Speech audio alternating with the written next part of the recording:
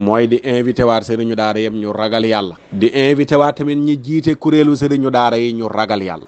ma waxaat ko di invité waat mbooleem sëriñu daara yi ñu ragal yàlla. di invité waat mbooleem kuréelu sëriñu daara yi ñi leen jiite ñu ragal yàlla.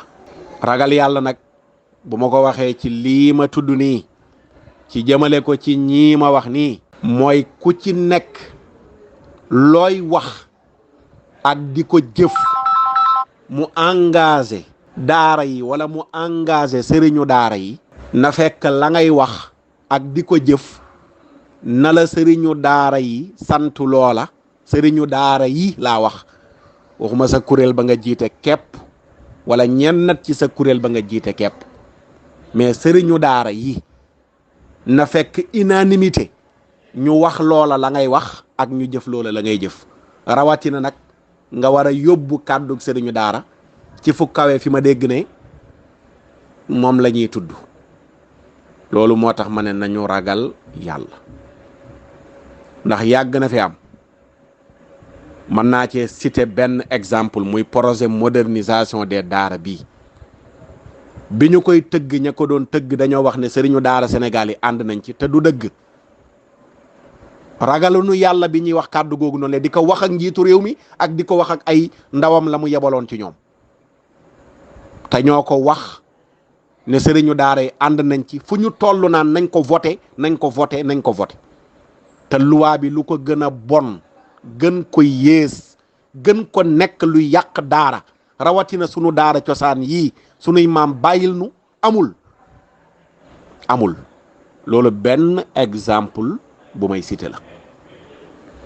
waaw bu fekkee ne am na lu mel noonu jaaroon fi aw nit ne ñooy wax ci kuréel turu sëriñu daara yi ñoom ñoo jot kàddu sëriñu daara yi ne sëriñu daara yi ànd nañu ci projet modernisation des daara bii seen daara yi ngeen jàngale alxuraan jàngale waale tubaab fin au programme bi ñuy jàng tubaabu kese.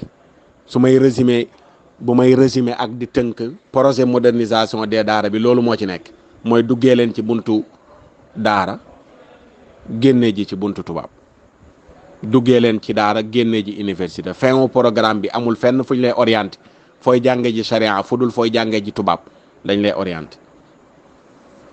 waaw loolu biñ koy tëgg ña ko doon def bu ñu ragaloon yàlla gii may dénkaane duñ ko xalaata tëgg ndax projet boo xam ne boo ko tëggee ba noppi yóbbul ko waa Touba ñu lànk nga yóbbul ko waa Tiwaawan ñu lànk nga yóbbul ko waa Medina Gunaas ñu lànk waxuma nga dem rek toog ak xalifa ba de wax kàddu yu rafet mu ne baax na waaye koo gaaral programme beeg li nga ci tëral mu bañ nga ñëw ne sëriñu daara Sénégal yi ànd nañ ci. su ma tuddee ñett dëkk yi wala ñeent tudd naa mboolem daara yi ci Sénégal. daara yi Kokki àndu ca daara yi Fass Touré àndu ca daara yi Sëriñ Mor Mbay Siise àndu ca.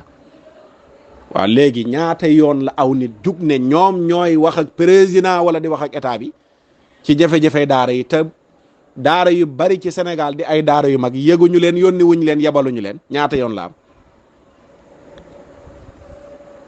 loolu moo tax damay résumé li ma wax ne nanu ragal yàlla ci dem di yóbbu kàddu sëriñu daara yi. loolu moo tax ma tudd yii ma tudd di ay exemple yu may joxe yu loxo mën a tegi. la ca nekk nag ci biir ragal yàlla duma ko détaillé lépp ku ci nekk rek sa digganteeg sa borom la nga xam ne ni yaa ngi koy feeñal ak yaa ngi koy nëbbu sunu borom xam na ko subhaanahu wa taala.